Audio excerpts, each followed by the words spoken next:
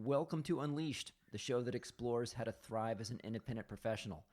Unleashed is produced by Umbrex, which connects you with the world's top independent management consultants. I'm your host, Will Bachman, and I'm here today with guest Paul Cuatrecasas, who is the founder of Aquaa Partners. Paul, welcome to the show. Thanks, Will. Appreciate it. Thanks for having me. So, Paul, what exactly is a techquisition?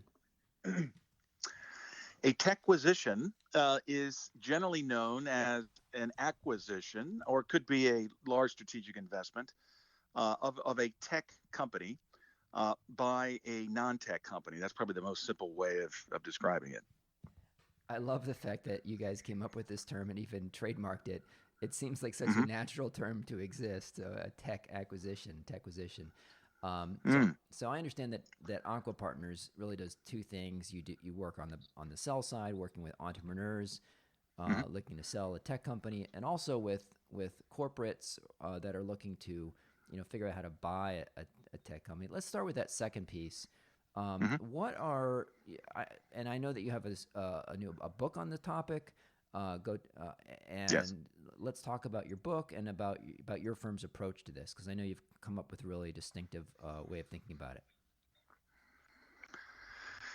Right. Well, the book is Go Tech or Go Extinct, which encompasses our longer term view of the world, frankly. So what we see happening, and this is something that maybe happens slowly at first and then picks up speed, is that across most industries, technology is infiltrating the entire value chain. So there are increasingly uh, there's digitization, of course, everybody talks about in so many areas, but it's beyond digitization now. It's automation, digitization, to the point where companies will frankly rely on humans less, and ultimately will rely on humans to design the systems that are carried out effectively by machines, whether they're software or hardware machines. So the techquisition idea I had about 3.5 years ago, or maybe 4 years ago, was just around the time that Walmart acquired Jet.com. And that was a deal that just literally knocked me out of my chair. I mean, it was astounding to me that such a conservative company with 1.5 million employees, the largest retailer in the U.S., would pay $3.3 billion, or 13 times revenue, for an e-commerce platform that had only been set up, I think, about 18 months before the deal was announced, in the form of Jet.com. And I just was in shock. It's just something you just we hadn't seen before in the retail industry, and it was the type of deal that I had been thinking about for many years that would happen in the software and the tech world, and it finally did. And the fact that such a conservative company at that time would execute such a deal really got my interest. And so we did some research, about 2 or 3 months of research, to see where this was happening in other industries, and we determined that this was definitely the beginning of a trend across other industries. So, for example, in automotive, in March 2016, GM acquired Cruise Automation for $1 billion, which was is a self-driving software company. And then around the time, I think about 6 months or a year after we decided to form a business around this, I also decided to write a book, because as we were having some initial discussions with some of the more established companies in these industries, we realized that it's still really very new. It's just, as a concept, it was still new, and there still are today many limiting beliefs that corporates and executives in these corporates have about can they really do it. So that's a summary, really, of how we came up with the idea and what it is. What are some of those limiting beliefs? Well, where do I start? I mean, there's a list of probably over 100 of them. I in the book, I go into the top 10, and I'd say that the two or three that we hear most often are, yes, we see that tech is growing in value, and it's growing exponentially, and yes, it is affecting all these industries. But do we really have to buy a company? I mean, we're not Google or we're not Microsoft, so do we really have to acquire one of these companies? And the answer to that is you don't necessarily have to, until you've done the work and you see for yourself the pros and cons of using versus owning. And you've got to begin with the assumption that doing it in house is a challenge. I've seen very few companies, in fact, few come to mind that have done a transformation or have digitized or are fully technology enabled through in-house means alone. So one of the advantages, major advantages in acquiring a company or having a very large, strategic position in a company, is that you now not only own that intellectual property and the solution or the platform or the technology itself, but you also have the people now in your family. And it's unlikely you would integrate them directly, into your operations, but they're in your family and they're part of your team and they're part of where you're going. They're part of your future. In fact, in some cases, they're going to help determine your future. And that, I'd say, could be the case with GM Cruise, where, I would say that GM did a reverse takeover here with Cruise, and this was crystallized someone in Dan Amon, the number 2 executive at GM, moving to CEO of Cruise last year, where that's going to be how automobiles and vehicles look like in 8 or 9 or 10 years. They're not going to be driven with petrol by humans. They're going to be electric, self-driving vehicles, and it's a complete and utter total game changer, almost like going from the horse and cart to the automobiles. And so in that case, GM said, we need you, the people, to help us with fresh ideas and insights and know-how. And how are we going to be a global leader as opposed to trying to figure it out ourselves when we know that all of our competitors are doing the same thing? So owning the whole package is really important. McDonald's saw the same thing with Dynamic Yield last year, where they acquired Dynamic Yield for a reported $300 million. They had been working with the Dynamic Yield mobile personalization software for many, many months. And they had such a good experience and relationship with the company, they decided to acquire the company. And Daniel Henry, who's the global chief information officer for McDonald's, said, look, this acquisition is as much about the people, the data scientists that come with the deal and the speed they bring, as much as it is about the actual, software product. So that's one of the first objections we get. Another one is price. So there's this seemingly generally held assumption that if we're going to acquire a tech company, it's going to be expensive. It's going to be pricey. The multiples are like nothing that we have in our own industry. If we're going to do a core business gap fill acquisition or expand into a new geography, it's going to be within standard industry multiples. But if it's a tech or software company, the multiples are going to be, very dilutive, earnings dilutive. And I think that is a dangerous assumption to make.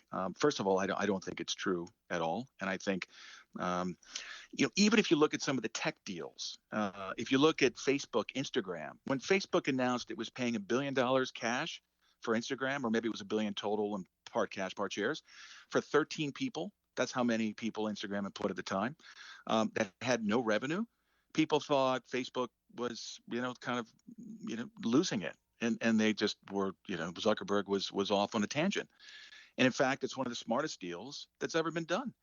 Instagram today is probably worth a couple $100 billion, if not more. Extremely smart move. And it was not too high of a price. It was a bargain. You could say the same about Google acquiring Android for about 50 million. Android today is worth, how many hundreds of billions is it worth? YouTube, same thing. It's very often that the industry experts and observers can be short-sighted when they first learn of a price of a deal that's announced, only to over time find that there was phenomenal value that's been created, and the price was a very good price to pay. And I think the Walmart shareholders were pretty happy, even within the short term, of the Jet.com deal. So they paid, as I mentioned, $3.3 billion, but I think it was within the first 18 months of that deal being announced, the Walmart market cap had grown by $60 billion. That's a phenomenal return, even in the short term, for shareholders. And look, the reason is that the Jet.com team, Mark LaHore and his team, were outstanding. They came in and turned around the Walmart.com site very quickly, and almost immediately were generating very significant increases in quarterly revenue there, which had a direct impact on Walmart. So, I could go on. There are many examples, but again, it's just this it's a limiting belief that I think is due to a lack of information and a lack of education. Those are, and then the third one I'd say that we hear all the time is, okay, let's say we can acquire this tech company, and let's say that we can get over the price hurdles, or that we can agree on a price that absolutely makes strategic sense. But then the people are going to leave us. Why would they stay with us? We're a big established non-tech corporate. We're going to be boring to them, or we're not going to be as exciting. And again, I think it's a limiting belief that's self-imposed and doesn't have to be the case at all. And it's one of the reasons for our 12-step techquisition methodology is to tackle these things straight on. And if it's done properly, this is a way of reinvigorating a company's strategy, an established company's strategy, and reinvigorating their belief of themselves and what's possible. And when you can align your own strategic objectives and what you want to achieve over the next 3, 4, 5 years for your stakeholders with where these tech companies are going, you align your objectives with the right one, and you have the right kind of discussions around it, and you agree on the business plan, and you agree on the results that you think you can achieve, then it becomes very exciting. And again, this is what McDonald's has done with dynamic yield. GM's done it with Cruise. Walmart's done it with Jet. Prudential is going to be doing it with Assurance IQ. We can change the world. We're doing something very special here, something different from our competitors. We're becoming fully technology enabled, at least in one part of our value chain, if not many parts, like Walmart is now doing. And that's exciting to the employees of the target company, the tech company, because look, we tend to take for granted that entrepreneurs slave away, day in, day out for years. And it might look in the service like they're doing very well. They've done a Series A, Series B, raising money, and maybe built up quite a valuable asset. But it doesn't mean that their lives are not difficult or aren't frustrating. And it doesn't mean that they still wonder all the time, are we really going to have an impact? Are we really going to make a difference to the world? Most entrepreneurs, certainly software and tech entrepreneurs, set up their companies to really make an impact on the world or to change the world. That is their dream. That is their hope. It's not to make a lot of money. The ones who are most successful are the ones who really want to make a change. Now, it's difficult to do on their own for all sorts of reasons. You get entrepreneurs who are phenomenal engineers or data scientists and can create solutions, but they maybe aren't so good at sales or marketing, or maybe they're not so good at raising money or at hiring people or at managing people. And they get to a point where they realize, if we had a big brother partner that would solve all those problems, and it would be a win-win. And that's really what you're looking for. When you get that, then you can do almost anything. And the beauty of that is that I call it a two for one. The beauty of it is that not only do the target company employees want to stay with you to help change the world, but your own employees, your own talented employees, are less likely to leave because they're now part of a different organization, a company that has shown at executive committee and board level that it has vision and is executing on the vision, and actually they want to be a part of that. So instead of being tempted away by a Microsoft or Google or an Uber or the latest flavor of the month unicorn with share options dangled in front of them, they say, you know what, I think I'm going to stay because this has just got a lot more exciting, a lot more interesting. So those are just three of the things that we hear from the corporates. Let's talk about the 12-step techquisition process. Walk me through how you suggest that corporates should do tech acquisitions. Right. Well, we break it into 3 phases, the 12 steps. And it's interesting. We thought at the beginning that we'd be hired from, the first step all the way through the 12th step. And we do. That does happen. But we're also being hired for different phases, for different needs. So I'll just summarize, though, that there's the first phase, which we call phase 0. And we created it only about a year ago after companies were saying, look, we don't even know where to start. We really don't even know where to start. They might have a chief digital officer or a head of innovation. Maybe they have an innovation department, but they really don't know. And so we just created a phase 0 to be able to say, okay, we can help you with that. So we're going to take 4 to 6 weeks with you. And we are going to review your industry, your peers, competitors. We're going to talk to your own executives. It could be up to 20 or 30 different executives in the company. We're going to interview them for an hour on their views of innovation and technology and how it's affecting their own particular part of the business or the value chain. And we're going to collect our views. We're going to look at some tech company targets as examples to talk through. And we're going to help do two things. We're going to get clarity on where in the value chain should you prioritize the efforts in terms of looking at a tech acquisition, and just focus on those top inflection points. And we're also going to get alignment at the executive committee level, because you need that.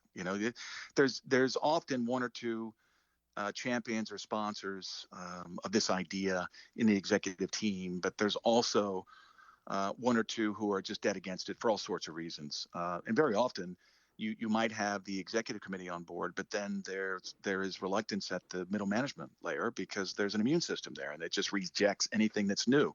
So that phase zero was created to help companies really get through that initial stage of getting clarity and getting alignment. And then that moves to phase one. And phase one is once there's clarity on the part of the value chain that is fertile ground for tech acquisition, we then turn over every stone. So depending on the industry, depending on the part of the value chain, we could be looking at anywhere between 10,000 to 50,000 potential target companies all over the world. And when it comes to tech and to digital, geography just doesn't matter that much. Certainly today, I think now with this lockdown, people realize now more than ever, these companies, the talent can be anywhere. So we do the difficult work of rolling up our sleeves, and we don't just rely on databases, but we get into the Google searches and we make calls. We need to make calls. And this is so important, right? It's more important than I think most executives realize. Certainly when it comes to tech, if it's your core business, if you're an oil and gas company, you're going to know where most of the oil and gas development companies are. You're going to know your own industry. But if it's AI or machine learning for the petroleum industry, that's a little bit different. You may not know where they all are. So it's important to do because the databases are often wrong. They either have inaccurate data or it's old. And that's dangerous. The databases also don't have any forward-looking information. Websites are out of date almost in every case, and even with the more innovative tech companies that have patents, they're especially out of date because the founders of those companies tend to care not very much about their websites. They care about their solution, their product. And then you've got product videos, which are good, but they're also way out of date. So it's really important doing this search to not just rely on the superficial layer of information, to go really deep. And that's something that we do because we know how important this phase is. As I tell people very often, the reason these academic studies show M&A failing so much of the time, in many cases over 50% of the time, is that it was the wrong company.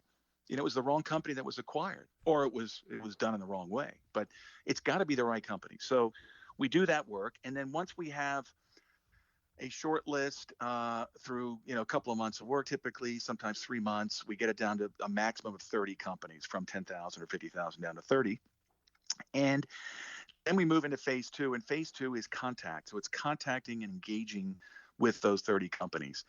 And we advise our clients to do this on a no-name basis, because if it's I'm just going to pick a name out of the hat here, British Airways. If British Airways were to pick up the phone to some software company, the entrepreneur might think, "Hey, we just got a call from British Airways. Maybe they want to buy us." That's just not the way to do this. I would say that's just wrong. The way you want to do this is to get the right information on these companies first before engaging a proper discussion. Unless you already know the target from having worked with them in a supplier or commercial relationship, which is also fine. Nothing wrong with that at all. It just tends to be a limited universe of companies. But what we do with those 30 companies is we will call the founder or the CEO or one of the shareholders on the board, maybe now non-exec, and ask all the questions that we really need to ask first to get the answers, which is everything from why did you start your company, what inspired you to do this, and how's it gone? Do you like hiring people? Do you like firing people? Do you like raising money? Do you want to sell the company one day? And if so, to whom and why?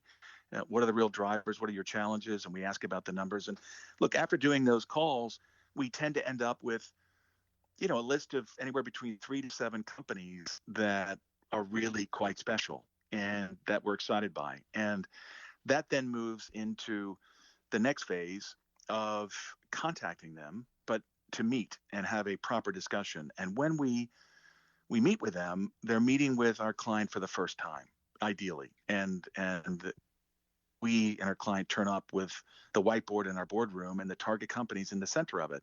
And when they say, "Hey, John, you know what? Why do you have us in the center of your whiteboard there? You don't even know us. We haven't even met before."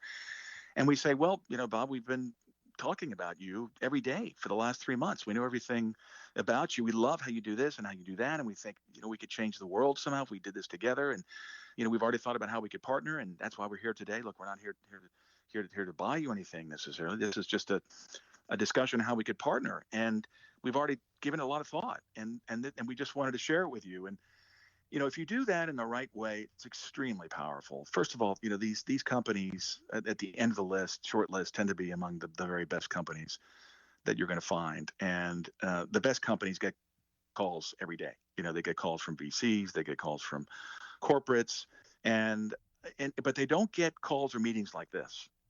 This really is an entirely different approach, and it's all about that target company and why they're so special, but having really done the homework first. It's the opposite of just turning up with a check. We've studied you and we want to buy you. This is different. This is a genuine partnership, and it's focusing on win-win. And a big part of it is people and culture, and that can start to come out in that first meeting. And if it's done well, then that's where the emotional bond is created, and it's one of the things that helps support the target company management and team staying for a long time, because they're beginning to form, the excitement about the next phase of their future. So once that is done, then it moves into the final phase, which is valuing the assets in the company, but also in an unconventional way. Valuing the intellectual property, valuing the people, doing psychometric testing of the people, looking at the patents, all of the things that you would expect. It's kind of beginning the due diligence, and then it's execution. And by the time you're finished, and the last step is, we call it leverage, which is the first 100 days, and ensuring that everything that was planned in the business plan before the deal was completed is actually on track. And that requires, in some cases, some post-merger integration work, but more as insurance policy. Because if you do this right, you really shouldn't need post-merger integration. You really shouldn't. You bring it in as an insurance policy, but that's really it. But by the time you finished, you should have a deal that we call, is relatively low risk. So you've done this process in a way to really reduce your risks. So all those limiting beliefs that a company may have at the beginning are gone by the end of it. And the board is approving a deal that they're really excited by. And most of the board members are very excited by it. Management's excited. And everyone has a fairly high expectation of it being a dramatically value enhancing deal. That sums it up. How do you go about, as a very practical matter, filtering down from 10 to 50,000 targets down to 30 or so? Could you make it specific and maybe sanitize a real world example of what Sure. criteria you used? Because that sounds like Mm-hmm. that sounds like a big part of the job. No, it is. It is. You're absolutely right. It's painstaking work.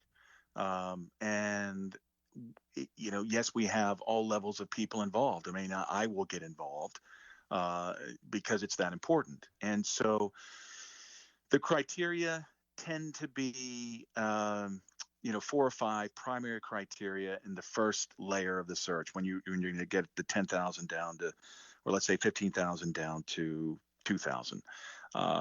And the criteria could be funded versus unfunded. It could be number of employees. It could be revenue. It really depends on what's most important to the client for that particular value chain inflection point in that industry. But it tends to be 4 or 5 different criteria, and we just crunch through it. So we go through all the databases, the ones we subscribe to, as well as the ones that are publicly available, and then we do a manual search on Google using certain keywords to be sure we don't miss anything. And that's our long list. And then we put the long list into a spreadsheet, and then we go through that spreadsheet, and it includes a company description as well, which becomes an important bit later on. But we go through that spreadsheet very carefully, and then we, once that list is narrowed down to 2,000 or so, then we go through each individual company, and we go to their website, and we go to the product video, or we often will go to articles in press that have come out about the company, because very often, as I said, the websites are not up to date. And so we'll do that for each and every company. And depending on the importance of the actual search to the client, it may be more than 2,000. If it's quite a wide value chain point, and that is the case for some clients, that they're not actually sure at the front end of the value chain, let's say from raw materials production, procurement, et cetera, that they just don't want to miss anything. It means a lot of companies. And then we'll just do it for more, so it's 2,000, it'll be 5,000. But the answer is it's painstaking work. It's rolling up our sleeves. It's going into the website of every single company, and going into press articles to really check. It's a little bit like when you're valuing the enterprise value of a large public company. You don't want to necessarily, at least we don't, trust databases, even though they're vastly improved today from 5-10 years ago or 20 years ago. We still go into the press releases and we check for events that may have caused shares to have been issued on a diluted basis. So were there options awarded to a new executive? Was there a bond issue that's convertible into warrants? And so we're always checking up until the last minute of when we have to issue or publish the enterprise value of a company. We're checking all the news to make sure that it's up to date, because not all databases are actually up to date to the minute or up to date to the last day or week or month. Yeah. You mentioned that one of the steps is contacting the company on a no-name basis, and asking them a bunch of questions. You mentioned sort of, how many employees do they like hiring? Do they like, sales, et cetera? If someone just randomly called me up and says, "Hey, we want to ask you all about, my own company," I'd be like, bugger off. I got better things to do than, answer a bunch of questions and reveal private stuff to some random consulting firm I've never heard of. Sure. I mean, no offense. Right? Sure. So like, no. How do you? Yeah, it's not random. It's not random. So how do you get companies to actually, answer the phone and take you seriously and answer those like really private questions? Yeah, well, it's done very professionally and very carefully and with great consideration. So we ensure that the introduction, which we typically do by email, is properly prepared. We make it clear that we're representing an industry participant who is considering its strategic position and is considering different companies for partnerships in different areas. And we typically would outline the specific area of potential partnership in that email. We describe ourselves and give our particular credentials and our track record, and we never have a problem, getting that meeting or that call. I mean, I can't think of a time, in the last 20 years where we ever had that problem. And the reason is that, this is what we do. I mean, we've been doing this every day, in one form or another for the last, nearly 30 years now in my case. And so maybe it's a bit of an art, but we've never had a problem getting that call or that meeting. And it's a serious conversation. I mean, we're not calling them up to say, we want to sell your company, we want to raise money for you. It's no, we're bringing something to you. Mm-hmm. And this should be of value to you. In fact, how we advise our entrepreneur tech clients who are looking to grow, we say to them when they ask, look, what can we be doing to grow our business faster and to scale? My first answer is, if it's not about people, it's partnerships. It's finding partners or joint ventures or affiliates or some way of leveraging an asset that you don't own and you wouldn't be able to own very quickly or easily or cheaply. But somebody else has that asset that you could really leverage very effectively. And by the way, they have an asset that they haven't sweat or haven't monetized as well as they could. And if they could find the right partner for that asset, then they would also grow in value. So it really fits with that spirit that we're bringing something that we believe potentially could be hugely valuable to that tech startup company. Now they don't have to answer every question, so that's a different question, right? I mean, the question is, what are they willing to answer and when? And they don't have to answer it all in the first call. They usually do, and that's part of, I guess, the way that we have these discussions that we've been doing for so long. It's a very natural, relatively informal discussion, and I think they trust us that it's not something we're going to publish or share apart from with our client on the basis of confidentiality, and it just works. Yeah, we've never had a problem with it. Are you generally, you mentioned introduction, are you generally getting introduced to that company from sort of a mutual connection, or how are you? No, No. no, no. Let's remember our DNA is investment banking DNA, and one thing that investment bankers should be very good at is making cold calls or getting through to anyone. I mean, that is something, again, we've been doing day in, day out for many, many, many years. So it's part of what we excel at, is getting that call with anyone. We don't need to be introduced. I mean, it doesn't hurt, and we can be, but we don't really need to be.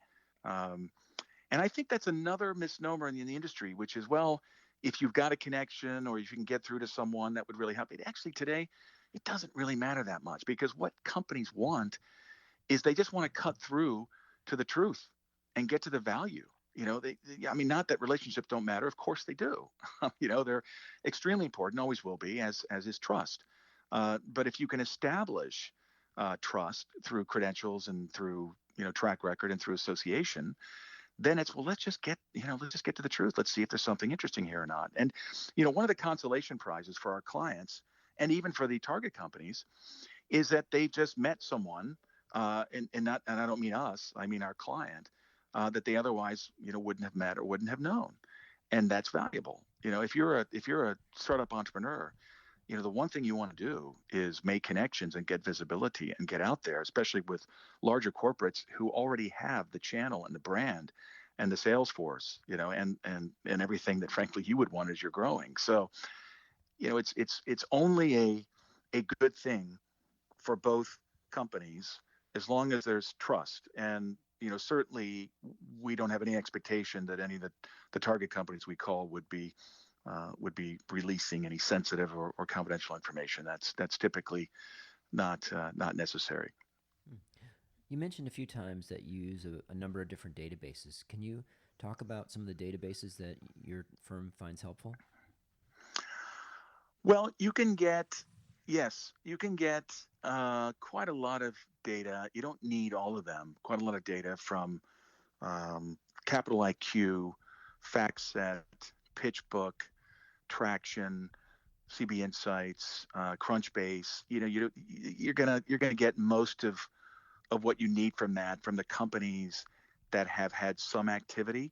Some activity, typically meaning either raising some type of capital, could be from angels or friends and family. You typically would show up in a database, or you've registered as a company in a country. Then you will often also turn up on a database, and maybe they've got your website. So you can capture, in our experience, 80 to 90% of the companies through that method, maybe 80%. But then there's the other 10 or 20% that you've got to get to. Because that's often where the gold is. I mean, and I mean that seriously. It really is where you can often find the jewels. And we've had a client recently on the sell side, so an entrepreneur that didn't even have a website. They'd been around for 8 years, limited company, growing and very profitable with tech company, but it wasn't on any radar screen. Wasn't in any database. Nobody knew about it. And we found it because it was just referred through one of our other clients. And we've had another 2 of those come through in the last couple of months. I mean, they are out there. And these, in my mind, having been doing this for so many years, in my mind, these companies are the ones that are truly special for all sorts of reasons. and in many ways can be more special than companies in the same sector that have 10 times as many employees and have raised, 10 times as much capital in a Series C round and have the best VCs in there. That doesn't mean that for a larger corporate that is the right type of target. There's nothing here that's automatic. And as I say, every company is different, has its own DNA, just like every human. And just like every marriage and relationship between two humans, so is every marriage between two companies. It's exactly the same. That it's the culture, it's all the subtleties, all the intangibles, all the things that you don't necessarily put a number on that ultimately can determine how successful these marriages are. And those are the things that, we do try to. I mean, it's almost impossible to pick all that up in an early stage screen, but you really, when you're trying to find that gem, that really special asset of relationship, you got to dig deep. And by the way, they're not all small, right? So the one of my favorite acquisitions, which was announced last September, was Prudential Financial in the U.S. acquiring Assurance IQ. Assurance, I think it was for $2.2 billion, and Assurance IQ had only been founded 4 years earlier, and I think only had a couple hundred employees, but they had amassed, I think, 15 million customers and by the way, they didn't raise any money. They had never raised any venture capital money. They didn't even take in friends and family, I don't think. It was bootstrapped. Two founders who bootstrapped a company and in 4 years sold it to Prudential for over $2 billion. That's the world we're living in today. There are amazing things that can be achieved by really talented entrepreneurs, and in many cases without having to raise capital. So, I mean, that's if I were to leave any kind of message or lesson for others listening, it would be, no pain, no gain. You've got to do the hard work. If you really want to find the gems and produce something extraordinary, then you got to dig deep and do the hard work. What impact have you seen so far from the coronavirus on the whole world of M&A? Well, I don't think we've seen, apart from the obvious short term, everything's on pause or some deals have been canceled. I don't think we've really seen the true impact of this yet. It's just too early. And the reason I say that is I think we're seeing false markets at the moment. So we've had a correction, and different markets have corrected at different levels. So if you look at the U.S. markets, especially the S&P and the Nasdaq, they've hardly corrected at all. I mean, they're in many cases, most tech companies are up, not down. So from a market perspective, we really haven't seen the fallout yet. And I think this is the big question: is once we start to come out of the false markets, and I don't know when that will be. Nobody does. I mean, Warren Buffett will be the first to tell you, that no one has a crystal ball, including him. But once we come out of the false markets, then we'll know what the impact is on M&A, because it's going to hit valuations, and I think it's only begun. My personal view is, we've had the first wave and the Elliott wave theory. We've got one or two more to go. We've got a long way to go in this from a market perspective. I think we can certainly expect to see inflation in 2021.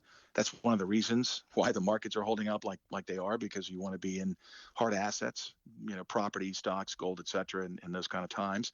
But there's no doubt about it in my mind that M&A is going to be very selective in the next 6, 12, 24 months. But if it's going to be active anywhere, it's going to be active in tech.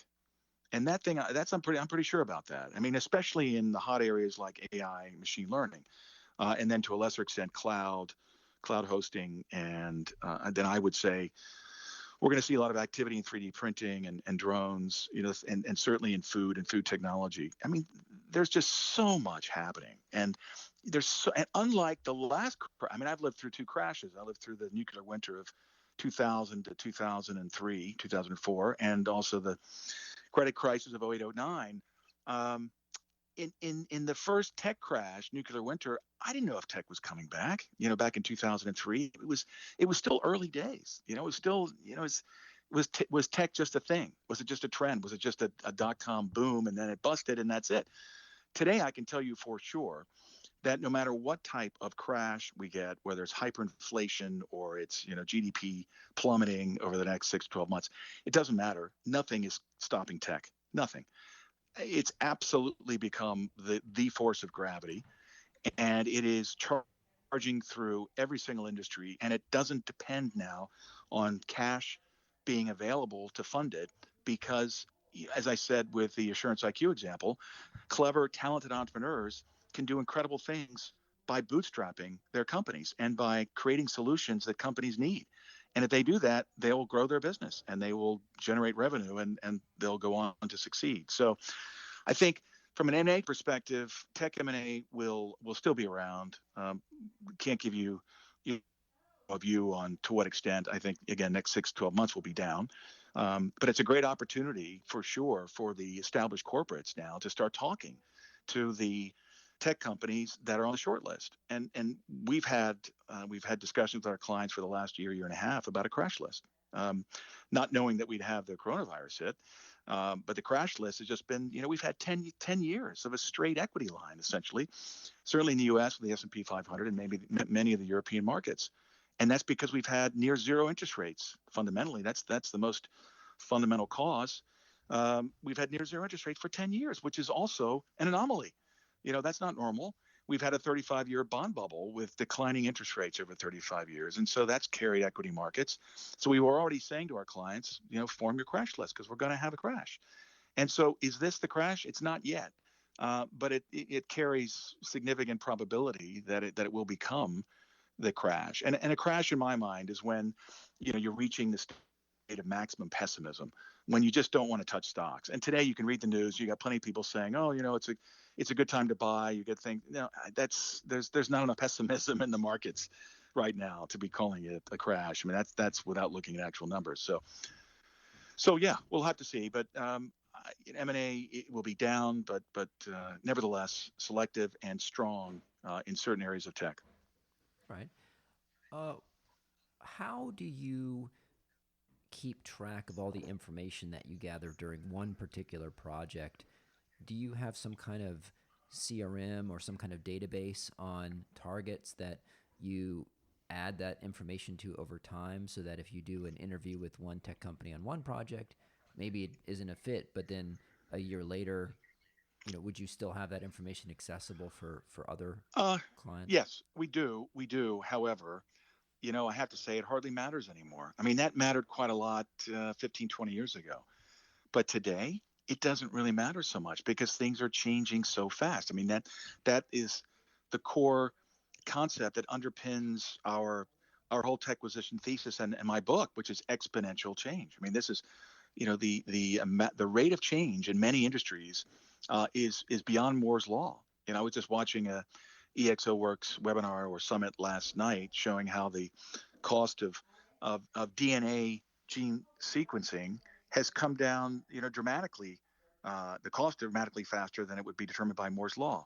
So exponential change means that the information that we got on a company 6 months ago is already obsolete because things will have already changed significantly at that company.